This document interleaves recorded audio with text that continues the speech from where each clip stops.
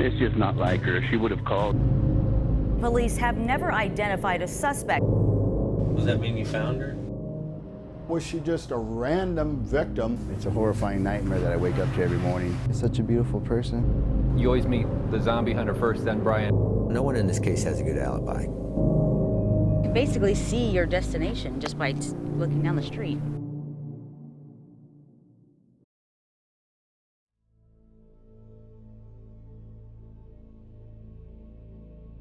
I said, she's gone, isn't she? And she goes, yes, she's in God's hands. Can you say whether or not all of her body was found? No, I can't say that. Adrienne's remains were taken to the medical examiner. The remains were mummified. Scars on her bones matched those from her surgery for valley fever, leading officers to believe it could be Adrienne.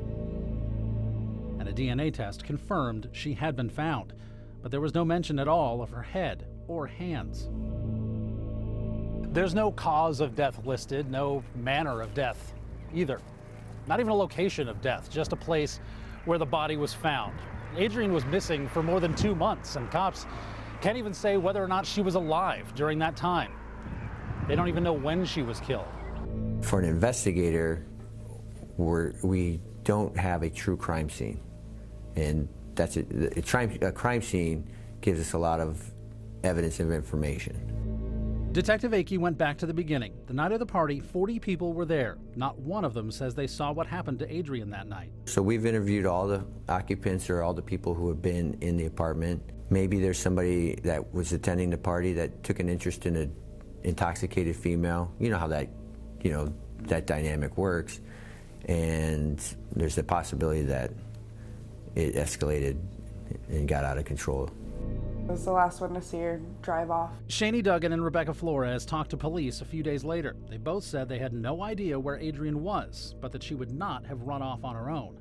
She went upstairs, and that's the last I saw her, because I was, going to let her hang out with other people at the party. She's aware that we talked about how she could, our sick joke of how she could easily get stolen into a car and shit. She would not just go away. She was just caught up in seeing Fran, I think. I really think that she was just determined to be there when she couldn't get a hold of him. She got livid and was just like, I'm driving over there. I tried to talk to Shani, and for a while it seemed like she would do an interview, but I was never able to talk to her about that night. We've been unable to find Rebecca Flores. After the roommates, police turned their attention to Fran. I live through it every day, honestly. The percentages of some random occurrence happening are very low. So the percentage of a stranger abduction and murder is so much lower than somebody who's involved with somebody and has a motive, if you will, and has that passion of something's going on between the two of them that would create that. So statistically, it would be somebody that knew her or was closer to her. Adrienne was in Fran's car more than once. People at the party told police they got in a fight that night over whether or not they were boyfriend and girlfriend. Fran later told the cops that they had grown apart and weren't serious anymore. But police believe Adrienne was upset and heading to his house. Hello? Francisco. Yes? This is Detective Akey. How's things going? Okay. All right. Have you had any word or anything? No, nothing new. Police stayed in touch with Fran for years. We obtained multiple recordings of those interviews. Let me ask you this. Would you do anything to find her? Huh? Would you do anything? Oh yeah, I've been doing everything. I've been in Tempe passing off wires 2 times a day before and after work. Police also interviewed Fran's roommates, who said they saw him at home sometime between 2 a.m. and 5 a.m. without Adrienne. The next morning, they found Fran asleep. When he couldn't get a hold of Adrienne the next day, his roommates told police he was beside himself, crying, passing out flyers. Detective Akey's reports say it appeared the roommate's story was genuine, not like they were trying to cover for Fran. See, I will never use the word rule out. Okay. We have interviewed him, extensively, and we've investigated. I know a lot of times people like to, rule out or whatnot, but no. Is he a suspect? No. But he's not. No one is ruled out. We've made contact with Fran. He still lives in the area, but he doesn't want to talk about Adrienne. He says he's done interviews for years, and he says nothing has ever come of it. He told us he's glad we're doing this project, but doesn't want to be a part of it. He's been cooperative, and he's, the way I've described Fran is if I called him right now and said, hey, I'm working the case, I need you to show up, I need you to do A, B, and Z, he would come in and do A, B, and Z without hesitation. Setting aside the boyfriend, partygoers, the roommates, police were running out of leads. They turned to the cab company. The night she disappeared, Adrienne called a cab company called Scottsdale Cab Guy. The driver was Tom Simon Jr., the company owned by Tom Simon Sr., his father. Adrienne, we believe, makes contact with a cab company to arrange to meet at the AM/PM, which is at Hardy and University. She never shows up there. We never see her on video there. The driver says she didn't show up. 2 days after Adrienne disappeared, Tempe Police called Tom Simon Jr. and Sr. on a conference call. Tom Simon Jr. was driving his cab to the Grand Canyon with passengers in the back. Tom Simon Sr. was back in the valley. According to a woman who later said she was the passenger, the conversation scared her. That woman told police she thought Tom Simon Jr. was an odd guy. He told her he was the last person to have contact with Adrienne, but couldn't remember if he was the one who was supposed to pick her up. The passenger thought it was a weird conversation to have, but not as weird as what happened after. Stopping in Sedona, the passenger said Tom Simon Jr. popped the trunk and pulled out a hacksaw, wondering how it got in there. The passenger said she and her husband thought they might be in danger. 2 days later, Tempe Police put Tom Simon Jr. under surveillance. That's when the police report says Tom Simon Jr. started conducting heat runs, making erratic turns, like he was looking to see if he was being followed. They followed him for 3 hours until they lost him in a parking lot. There we go. Hi, Tom. How you doing? On June 25th, Detective Akey went to Tom Simon Jr.'s house to try and get him to take a polygraph. Can we just knock that out? I can give you a ride. I don't want to do it, man. Why is that? Why wouldn't you want to? Because I don't trust those things. I don't know. The lawyer said not to. What lawyer? I personally don't care. I just, the lawyer said not to because, and not to talk to you guys anymore. And not to talk to us? Yeah, because you're really hassling me at this point. No. You know, I'm a hard worker. A lady called me. I went there. She wasn't there. End of story. If you guys don't believe it, go get a warrant. Take me to jail. Police went farther with Tom Simon Jr. than anyone else in the case.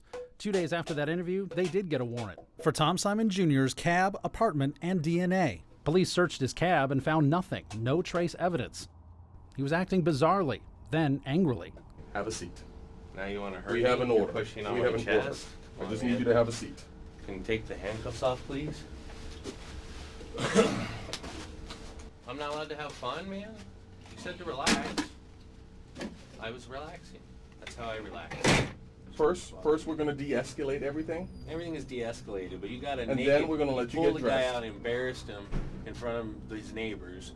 Then we're going to let you get How are you guys going to fix that after this? Okay. Then how are you going to fix my life after this?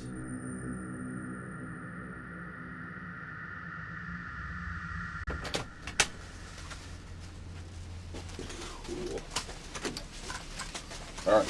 We need to have a seat right over here. This is an order that we have. Okay. We're going to obtain buccal swabs from you. The hell is buccal swabs? And basically, we're going to take a DNA sample from you, from your mouth. Why do you have to do that? Because we have an order to do that. Okay? Which means that... Which means that... I don't care, man. Do whatever you gotta do. You guys are treating me like a criminal, and I'm Absolutely not. You are too. Absolutely not. Can you please stay in here? What's going on? Man, you guys are treating me like shit, dude. All I do is drive a taxi, and you guys have put handcuffs on me. You've taken me from my house. This isn't right, man. We're just executing an order. Why did you let them do this to me?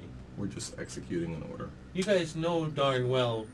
You guys even said that you saw it on the tape that I was there and the girl wasn't there. Why are you doing this? To satisfy the family? To check every avenue? You know what I am. You know I'm a taxi driver who does his job every night. Why do you need those? It's just an investigative, Does that mean you found her? I hope you did. But obviously if you did, it's not the right way.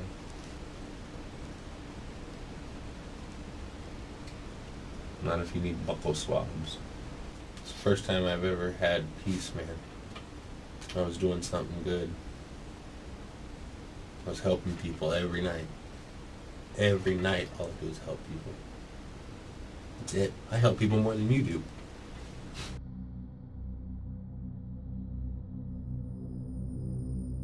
I didn't give you permission. I didn't give you permission. Direction. Can you open your mouth to ah?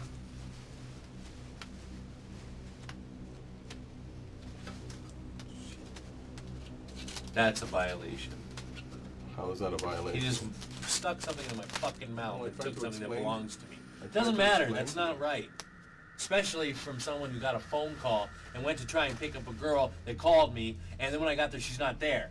And you guys put some shit in my mouth? You guys are fucking disgusting creatures. It's a sterile future. Shut up.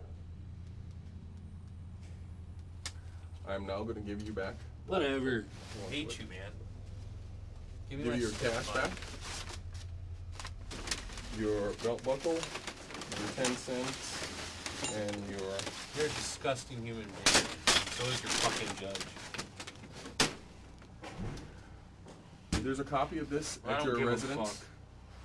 But I'm going to give you this copy as well. I don't care. I don't want to hear anything else from you. You're a liar and you fucking steal. You stole my fucking DNA. You don't deserve it. I'm going to count your cash out for you. I don't like you either.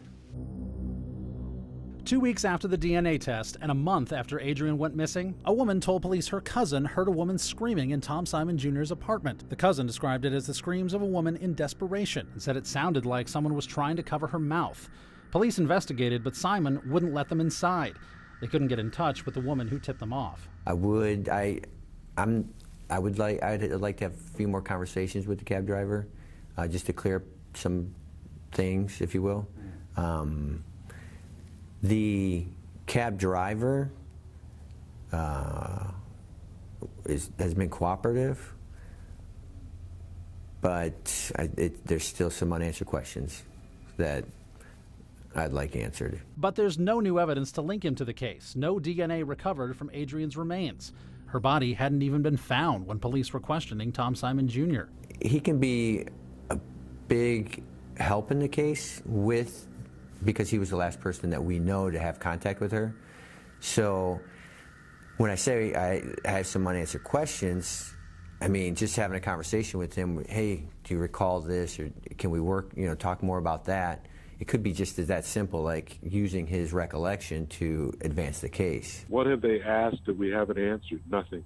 Tom Simon Sr. owned the cab company. He was Tom Simon Jr.'s boss and his dad. He talked about his own theories right after Adrienne's disappearance. Other cabs swing in and pick people up. Back then, and when we interviewed him recently, he maintains another cab company might have picked Adrienne up.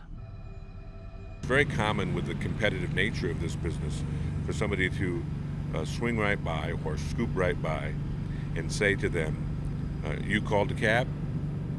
And the person then thinks that that was their cab driver. That's important because one of the possibilities that, as we see it, is that Tom got scooped on this particular ride. Any of us, including the cab company that can help with that, we want to do that, even though it might be uncomfortable. But for a man who wasn't driving the cab, who had never met Adrienne Salinas, and was not the focus of police scrutiny, he appeared to stay very interested in the case.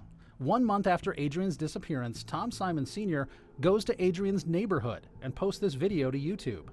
Well, it's Saturday morning, and we're at the corner just where Adrienne lives. Narrating his own suspicions. Heading south toward University. And there's something that concerns me a lot. Look at that building. Completely empty. You would have had to, she would have had to walk by this box, and this box. All of which somebody could hide in. That video made Detective Akey wonder why Tom Simon Sr. would do that. Who posted? I saw the video. I have the video. That's certainly unusual behavior, and why somebody does that kind of video is a good question, and that's something I would want to ask him. These trash cans, and again that brick wall, and those bushes, and that brick wall, all which can lend themselves to coverage for somebody who wants to do harm. I spoke to Tom Simon recently, and he said he made the YouTube video to be helpful. I thought it would be helpful to document where she could have or may have walked, and I think it is helpful. Anybody who needs to jog their memory about what happened that night, they can take a look at that YouTube video, and they can see where it is possible that she could have walked. And there's nothing more. So that's where the videotape will end. Obviously, we've looked at his criminal history and are aware of that as well. Akey says that criminal history was another flag. Tom Simon Sr. was most recently arrested after his girlfriend at the time said he had forced her to have sex and threatened to blackmail her with an alleged video in 2018. Back down! Face away from me! Face away from me!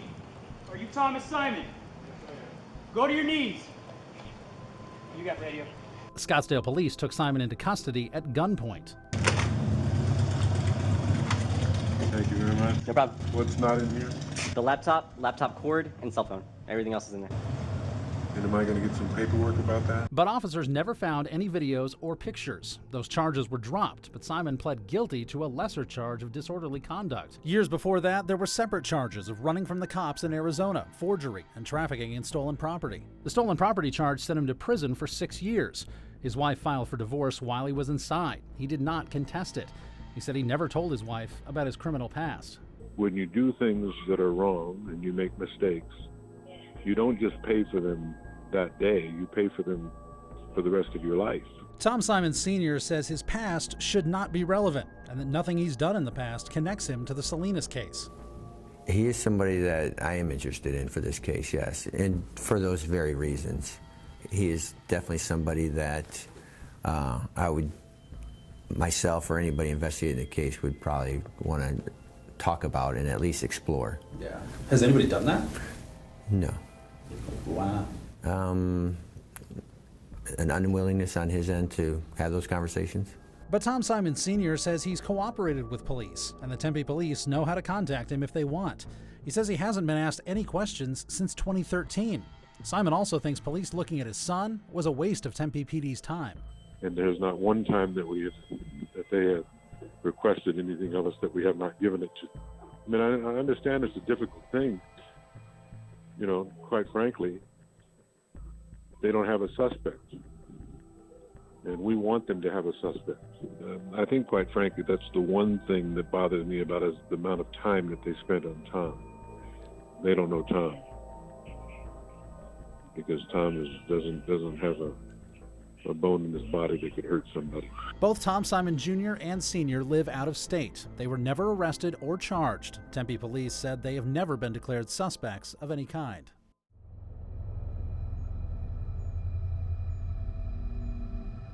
There's another possibility. A person police knew nothing about for years after Adrienne went missing. A man charged with 2 murders, who police suspect may have more. You always meet the zombie hunter first, then Brian. If we say, okay, that is evidence of a terrible murder, that someone intentionally removed the victim's hands and the victim's head and the victim's clothes. We've had many cases of homicides, of serial killers in this country who have done similar things.